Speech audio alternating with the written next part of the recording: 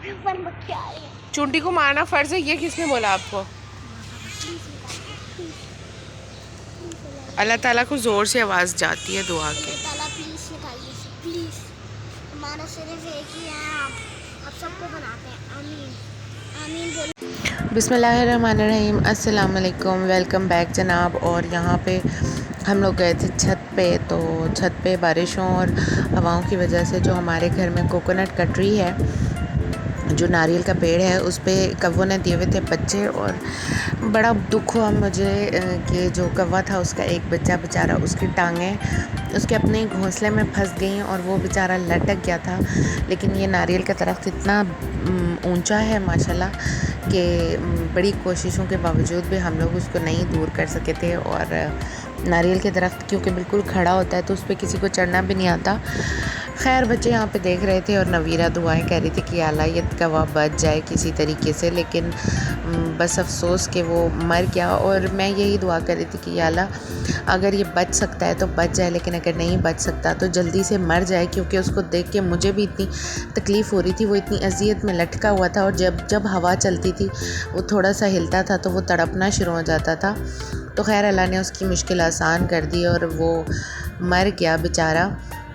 मैंने जूम करके वीडियो बनाने की कोशिश किया, आई डोंट नो आपको नज़र आ रहा होगा या नहीं, लेकिन ये जो है यहाँ पे लटका हुआ था घोंसले में और बस इसी को देख रहे थे हम लोग। शाम को अचानक से लाइट गई थी और फिर हमारा जनरेटर नहीं चल रहा था, पता नहीं क्या हो गया था इसको।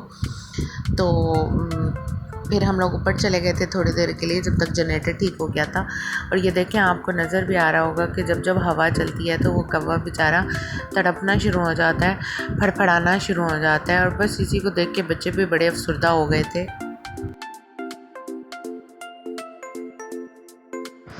और ये नारियल का दरख्त जो है ये तकरीबन ट्रिपल स्टोरी से भी लंबा है माशाल्लाह। आप देखें कि ये कितना लंबा है।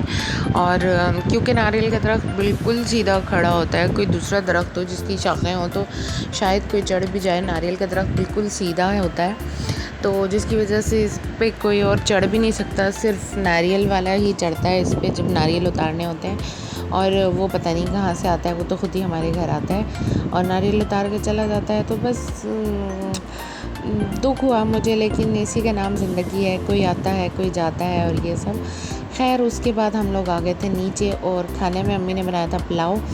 खाना जो है वो आजकल मेरा बड़ा ही आउट हुआ है, बस मुझे मौका ही नहीं मिलता है घर वालों के साथ खाना खाने का।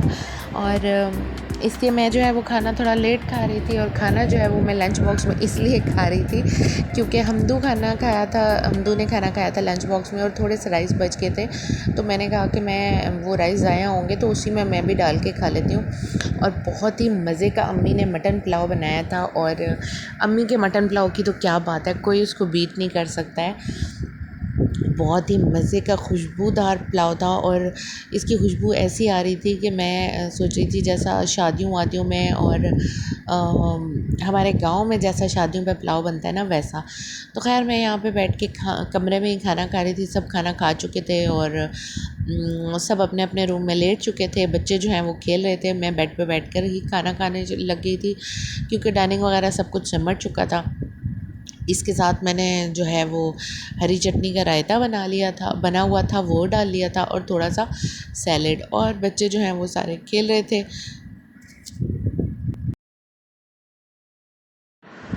और ये फिर आ गया शाम का टाइम और शाम के टाइम पे मैं क्या खा रही थी, मैं खा रही थी पंजीरी और पी रही थी दूध। अच्छा, दूध मैं पीने को पी तो लेती हूँ, लेकिन पता नहीं क्यों मेरी आदत इतनी ख़राब है कि मैं अच्छी चीज़ें नहीं खाती और गंदी चीज़ें खाती हूँ। कोल्ड ड्रिंक, लेज़, मतलब फ़ास्ट फूड, जंक फूड, ये सब खाती हूँ और काम की चीज़ मुझे नहीं अच्छी लगती खाना पीना। तो अम्मी जो हैं वो मुहर्रम में बनाती हैं शरबत और मुझे वो याद आ रहा था, तो मैंने दूध में थोड़े से कटे हुए बादाम वग़ैरह डाल के वो बनाने की कोशिश की थी, जो कि ऑब्वियसली नहीं बना था क्योंकि अम्मी वो बहुत लाजवाब बनाती हैं, बहुत ही मज़े का बनाती हैं। तो इंशाल्लाह मुहर्रम में मैं उसकी रेसिपी भी आप लोगों के साथ शेयर करूँगी। खैर बनाने की कोशिश की थी, बना तो नहीं था, लेकिन फिर भी मैंने पी लिया। और पंजीरी जो है वो मेरी ख़त्म होने वाली है, तला से दोबारा मंगवा लूँगी, वो ले आएंगे। और बस आजकल तो मेरा यही काम है, खाना पीना और बस आराम करना। इसके अलावा और कोई काम नहीं है। खैर आज जो है वो कोई ख़ास व्लॉग मैंने नहीं बनाया, और कभी कभी ऐसा ही होता है कि जो है वो कुछ ख़ास रिकॉर्ड करने का नहीं होता। और पहले मैंने सोचा कि मैं छोड़ो आज कोई व्लॉग नहीं बनावा तो नहीं अपलोड करती, लेकिन फिर मैंने ख़ुद को मोटिवेट किया और मैंने यही कहा कि नहीं, अब जब मैंने डिसाइड किया है कि मैंने डेली वीडियोस अपलोड करनी है तो फिर मैंने डेली ही करनी है, चाहे कुछ भी हो जाए। जैसा भी टूटा फूटा सा अच्छा बुरा जैसा भी व्लॉग हो मैं अपलोड करती रहूँगी इंशाल्लाह। और आप लोग प्लीज़ सपोर्ट करते रहिएगा मुझे, मेरे चैनल को सब्सक्राइब कर दीजिएगा। और यहाँ पे देखें आप बच्चों की मस्तियाँ, बच्चे क्या हरकतें कर रहे हैं। और बस यही होता है कि बच्चे घर पे होते हैं और वो यही काम करते रहते हैं आज। चेंज करवा दूँ, ये सही हो जाएगा, वो सही हो जाएगा इंशाल्लाह। मैंने कभी ना आपके हाथ का पिज़्ज़ा नहीं खाया, अगर आप मुझे बना के देना। क्यों नहीं खाया मेरे हाथ का पिज़्ज़ा? कितनी दफ़ा तो खाया है। वैसे हर रोज़ बना के दे दो, बहुत जल्दी लगते हैं पापा। ठीक है, बना दूँगी। आपके मैंने कहा मुझे लाओ, टीचर ने बोला था ना अगर कोई जंक फूड खाओगे, ये बाहर का कुछ नहीं खाना, फिर ना तुम ना पेन होएगा पेट में। सिर्फ घर की चीज़ें खाओ जो खाना है। अच्छा, चीज़ अगर ना हो वो नहीं खाओ, बस चीज़ भी हेल्दी नहीं होती। You like Apple, I like Apple, Apple Apple.